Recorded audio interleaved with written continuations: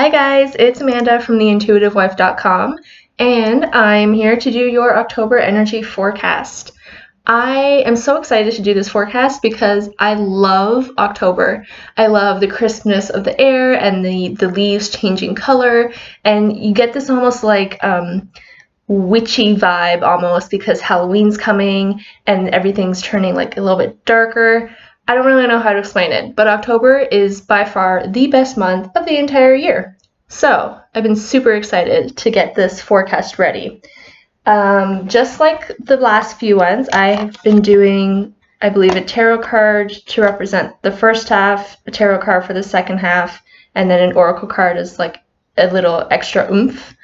This time I decided to do a tarot card for the first 2 weeks of October, a tarot card for weeks 3 and 4, and then you still have a few extra days over. So I am doing a oracle card from the Witch's Oracle, and I thought it would be quite fitting to do the Witch's Oracle card for the week of Halloween. And for the rest of the month, I am using the Witch's Tarot, just like the past few months, because I love this deck. And I have tried using other decks, and I still keep going back to this one. I think I'm a little bit obsessed, but such is life. So, if you're ready to get started, card 1, which represents the first 2 weeks of October, is the Three of Wands. So, what I interpreted this card as was a time of assessment, both inner and outer assessment. Observing people, their behavior, their actions, what are they doing and how does it make you feel, or what are they saying and how it makes you feel. You're really kind of taking in your surroundings right now. And I feel like that's been a lot of the theme for the past summer. I feel like this summer we've been kind of collecting information and realizing that it's time to move forward, but we're not really quite sure how. So we've been observing and collecting and just obsessing almost over the tiny little details. So this month you're going to be taking a look at the people who are really close to you. Are they considered to be your people? You know, everyone has their own group of people that they associate with, and they're either a group of people that are really great for you, or they're a group of people who aren't really so great for your growth, your energy, where you want to be in life. So you're really taking a look at what's going on around you and who's there and what can be changed and who you can bring with you along the way, sort of thing. You've been realizing these past few months, but I feel like it's really starting to hit home now that there's so many opportunities available to you, and you want to be from where you are now is not where you want to be. So you're trying to surround yourself with the right people who will help carry you to the next stage and help make sure your energy and your efforts are in the right place. There's a saying like 4 out of the 5 people you surround yourself are most like you, or something like that.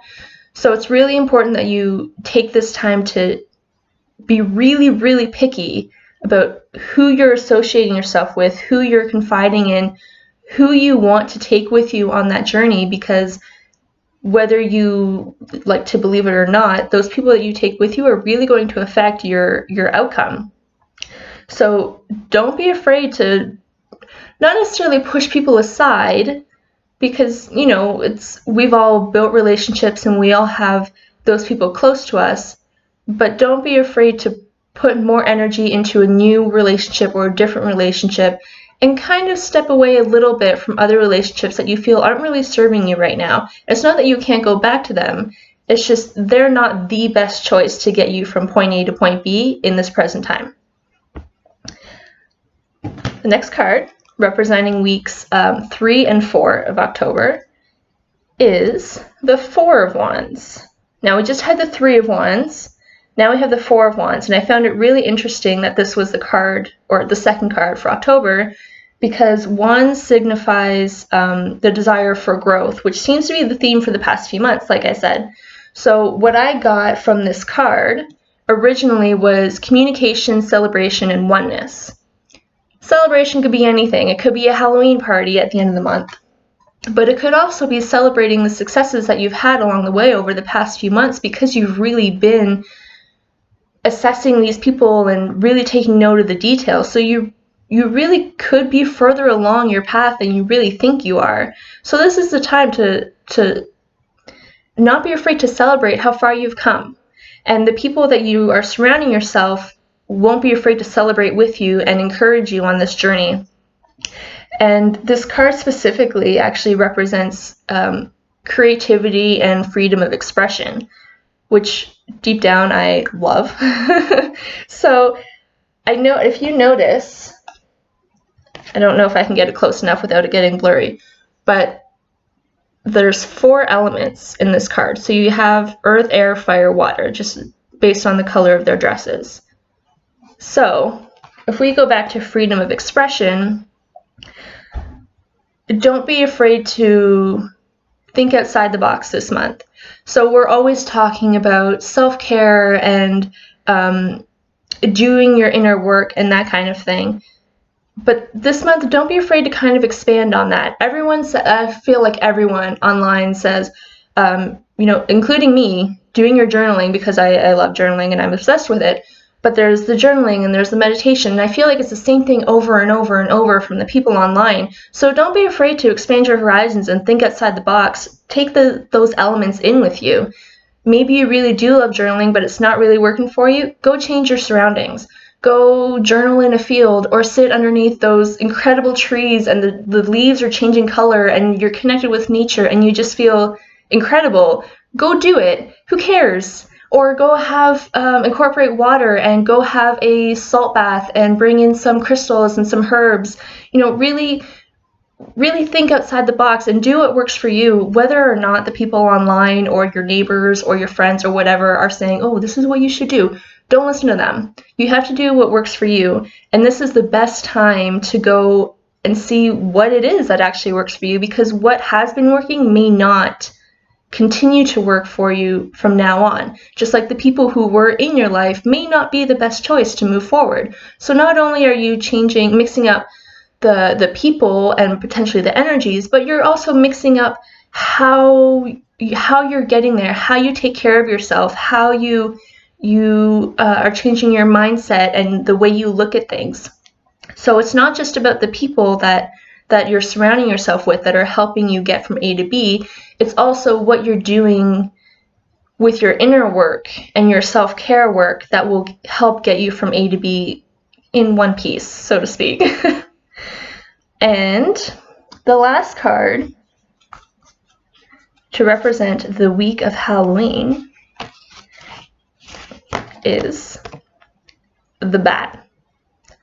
So the very first thing that came to mind when I saw this was freedom to fly and explore new things. Just like what I had said in the last card, thinking outside the box and finding what works for you. And this is the very first time I'm using this Oracle deck, and I've had it for like over a year, and I just finally broke it out of the box. So I thought I would actually read this one from the book because I loved especially the paragraph at the very, very bottom. So I'll read it out to you, and in case you care, this is the book, and I love the cover. I'm such a sucker for anything witchy. So the meaning of the bat says, when the bat appears in a reading, its message is about communication, realizing fear, and any pattern that no longer fits in with your process of growth in regards to you and your family unit. Your old habits no longer suit the new opportunities that will soon be coming your way. Expect new beginnings. Trust your instincts. The intuitiveness of the bat allows you to see through illusion and discover truths. So I love how that kind of fits into cards 1 and 2. Maybe it's just me? I don't know. Okay, anyway. At the very bottom of the page, I don't know if you can see that, it shows a little incantation, which says, and I love it, out with the old and in with the new. I'm dropping the baggage and it's long overdue. I will let go of the things that have bound me badly and embrace all new prospects very gladly.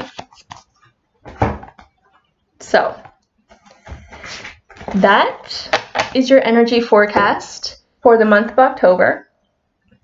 Let me know how that worked for you. Does it resonate with you?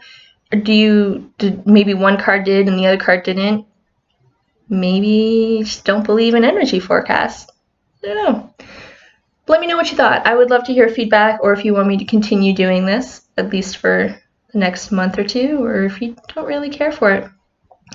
Anyway, you can also find me on Instagram at The Intuitive Wife, or come visit my website at theintuitivewife.com. If you have any questions, let me know. Otherwise, I'll see you on Instagram. Thanks for joining. Bye, guys.